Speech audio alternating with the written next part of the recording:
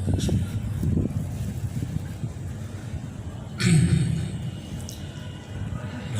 ونصلي ونسلم على رسوله الكريم أما بعد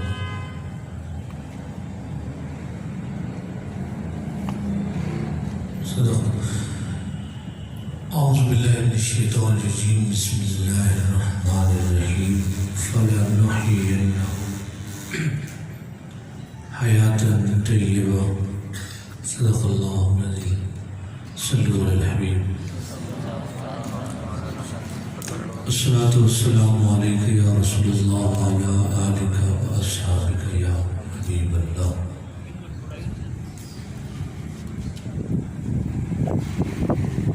قبر میں حضور آئے تو میں ان کے قدموں پہ گروں، گر فرشتے مجھے اٹھائیں تو میں ان سے یوں کہوں، اے فرشتو یار کے پائے ناز سے اب کیوں اٹھوں، مر کے پہنچا ہوں یہاں اس دل ربا کے راستے۔ یہ پیارے بچوں کو ذرا موبائل سے تھوڑا بیٹا ڈسٹرب کرے، بند کر دیں، تیز روشنی پڑ رہی ہے۔ اے فرشتو یار کے پائے ناز سے اب کیوں اٹھوں، مر کے پہنچا ہوں یہاں اس دل ربا کے واسطے۔ جو لوگ بیدار ہیں ذرا عالم بیداری میں کہیں سبحان اللہ۔ حمد و صلاۃ کے بعد زیب مسند صدارت حضرت علامہ محمد عارف نقشبندی صاحب تشریف فرما۔ معزز عاشقان رسول السلام علیکم۔ کافی دیر سے محترم عمر قادری صاحب، حافظ غلام مرتضیٰ، زہیر بھائی وغیرہ دیگر صاحب حضرات اپنی عقیدتیں پیش کر رہے تھے۔ وقت کے دامن میں وسعتیں بہت کم ہیں۔ جو حالات زندگی مختصر سے وقت میں آپ صاحب نے بتائے، وہ حدیث کی روشنی میں آپ سمجھ چکے ہیں۔ میرے مزاج میں یہ نہیں کہ میں آپ سے پوچھوں گا آپ تھکے ہیں یا نہیں، جب تک چہرے مجھے دیکھتے رہیں گے مجھے پتا ہے چہرے تھکے نہیں ہیں۔ بس سبحان اللہ۔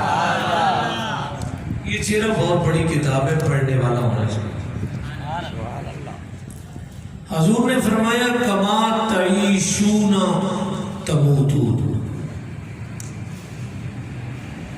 فرمایا جیسی زندگی گزارو گے موت بھی ویسی ہوگی۔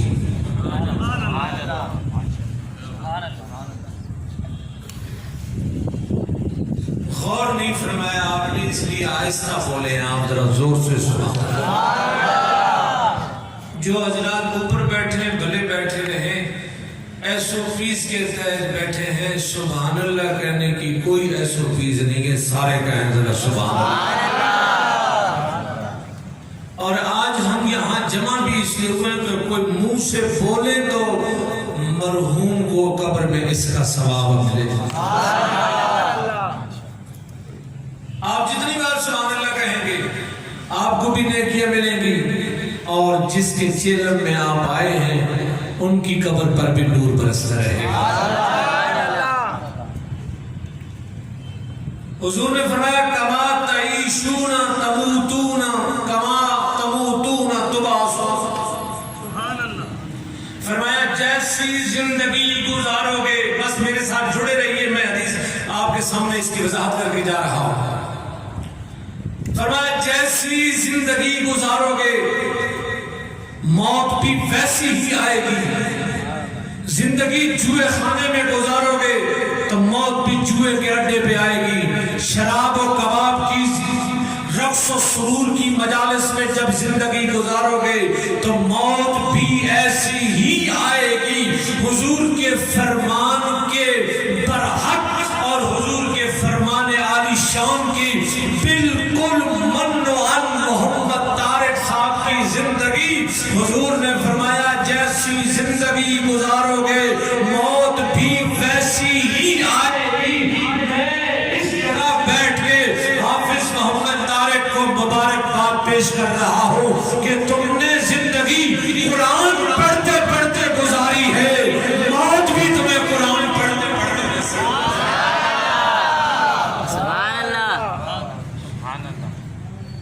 مجھے حافظ صاحب نے بتایا، حافظ قبلہ عارف صاحب نے، کہ ان کی زندگی زیادہ تر مدرسہ اور مسجد میں گزری۔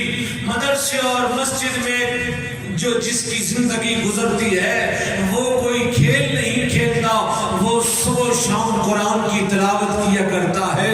اور پھر حضور کی حدیث سنے، حضور نے فرمایا یہی نہیں کہ جیسی زندگی ہوگی ویسی موت ہوگی، یہ بھی فرمایا جیسی موت ہوگی اٹھائے بھی ویسے ہی جاؤ گے۔ یہ ان کا مقدر ہے، ان کا نصیب ہے۔ انہوں نے اپنی زندگی مسجد میں گزاری، اللہ نے قیامت تک مسجد میں رکھ لیا۔ سبحان اللہ۔ اب اس طرح دیوار میں قرآن کی تلاوت ہوگی۔ حضور کی حدیث کے مطابق فرمایا جب قبرستان جاؤ تو قبر والوں کو سلام کیا کرو۔ سیدنا فاروق اعظم نے پوچھا یا رسول اللہ کیا وہ سنتے ہیں؟ جانے نے فرمایا عمر سنتے نہیں جواب بھی دیتے ہیں۔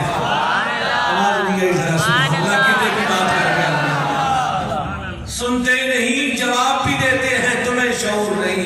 وہاں جو بندہ ساری زندگی قرآن پڑھتا اور پڑھاتا رہا، آج اسے اپنی محنت کا پھل مل گیا، وہ مدرسے کے سائے میں دفن ہو گیا، اب قیامت تک قرآن سن سکے۔ اب قیامت کی صبح تک وہ قرآن ہی سنتا رہے گا۔ اور قرآن کیا چیز ہے؟ قرآن کیا چیز ہے؟ بس یہ سنی اور اجازت۔ قرآن بیان کرنے سے پہلے صاحب قرآن ملک کونین میں انبیاء تاجدار، زور سے کہیں سبحان اللہ۔ ملک کونین میں انبیاء تاجدار، اور تاجداروں کا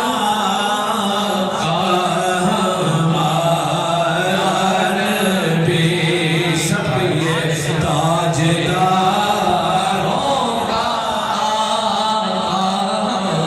حضور جانے شاہ فرماتے ہیں جو بندہ پڑھ رہا ہے وہ بھی ذرا میری بات کو سنے، اور جو نہیں پڑھ رہا وہ ذرا غور سے سنے۔ جانے ارشاد فرماتے ہیں، آپ فرماتے ہیں کہ میں اس پتھر کو بھی پہچانتا ہوں، میں اس پتھر کو بھی پہچانتا ہوں۔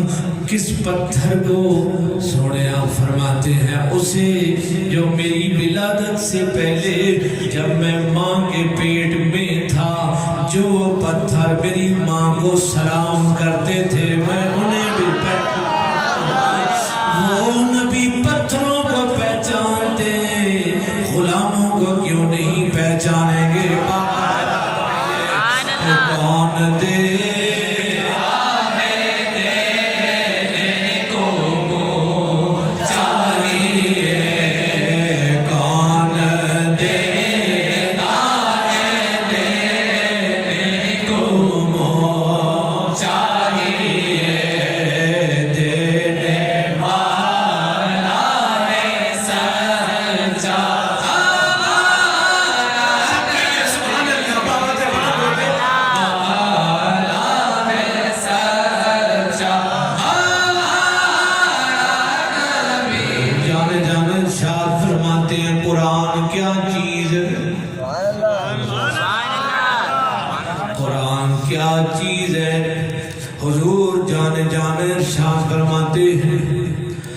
فرماتے ہیں کہ قبر میں قرآن پڑھنے والا جب جاتا ہے قبر میں، قرآن پڑھنے والا جب جا رہا ہوتا، سبحان اللہ، سبحان اللہ۔ میں بس بات ختم کر رہا ہوں، اجازت لے رہا ہوں آپ سے۔ یہ آواز میری آپ تک آتی رہے گی، اگر آواز نہ پہنچے تو آپ آواز تک آ جائیے گا۔ سبحان اللہ۔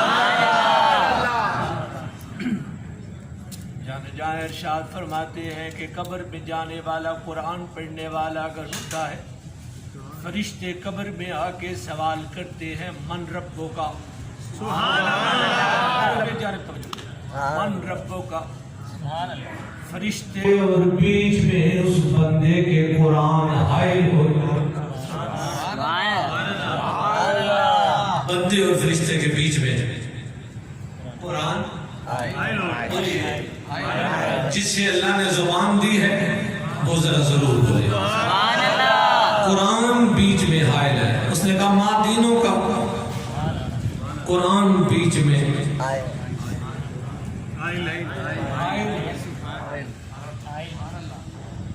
فرشتے کہتے ہیں ہٹ، کہتے ہیں نہیں، آج تو وفا کا دن ہے، نہیں بول سکے سبحان اللہ، آج تو لجپالی کا دن ہے، بس بات ختم ہو رہی ہے، بھائی میرے ساتھ جڑے رہنا۔ ایک توجہ کی تار ٹوٹ گئی تو بات ختم ہو جائے گی، بجلی کی تار ٹوٹ جائے کوئی مسئلہ نہیں، توجہ کی تار نہیں ٹوٹنی چاہیے۔ پہلے بھی قبلہ عارف صاحب فرما رہے تھے کہ جو ہے پہلے محفل بڑی طویل ہو گئی ہے، اب طویل نہیں ہوگی، قرآن ہٹنا ذرا نہیں ہٹنا ہے، آج ہی ہٹ گیا تو پھر کیا فائدہ؟ ساری زندگی اس نے مجھے سینے سے لگائے رکھا، میں نہیں ہٹوں گا۔ فرشتے پھر پوچھتے ہیں من ربوں کا ماں دینوں کا، بس جب وہ کہتے ہیں کہ ہٹ اور نہیں ہٹنا تو پھر رب کی بارگاہ میں جا کے یہ قرآن کہتے ہیں اس سے کیا مجھ سے پوچھنا، میں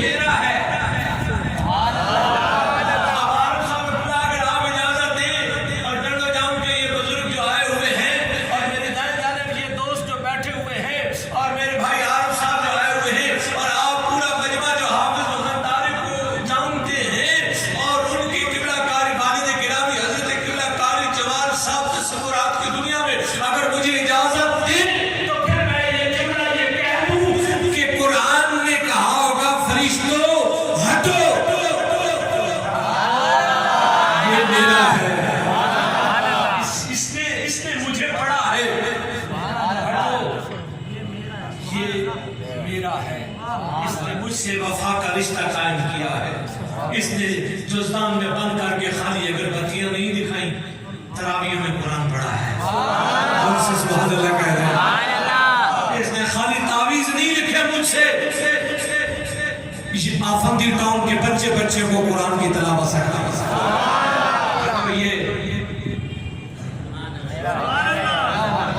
یار قبولیت کا وقت ہے، اپنے لیے بول دو، کیا ہمارے لیے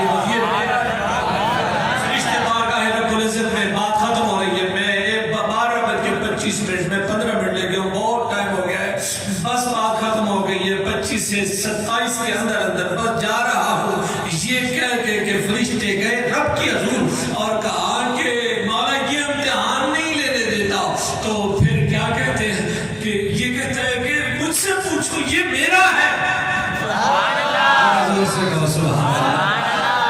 تو میرا رب کہتا ہے، فرشتوں کون کہتا ہے کہ یہ میرا ہے؟ قرآن کہتا ہے، فرشتوں یہ بتاؤ کہ قرآن، اب ذرا جملہ سنیے، میں رک گیا ہوں آپ کو بیدار کرنے، فرشتوں یہ بتاؤ کہ قرآن کس کا ہے؟ نہیں سمجھا، اس کا سر سے گزرے گا، قرآن تو تیرا ہے۔ کہا پھر جب قرآن میرا ہے تو بندہ بھی تو میرا ہی ہے، اور قرآن اس کا لجپال ہے، تو پھر جاؤ اسے کیا پوچھتے ہو؟ کھول تو جنت والی کھڑکی، کھول تو گنبد خضرا والی کھڑکی، اور اس قبر کو جنت کا باغوں میں سے ایک باغ بنا دو، لے لو یار ہمارے رب دے۔ سبحان اے اللہ او یار حوالے رب دے اے میلے 4 دناں دے اس دن عید مبارک ہو سی جس دن پھر ملا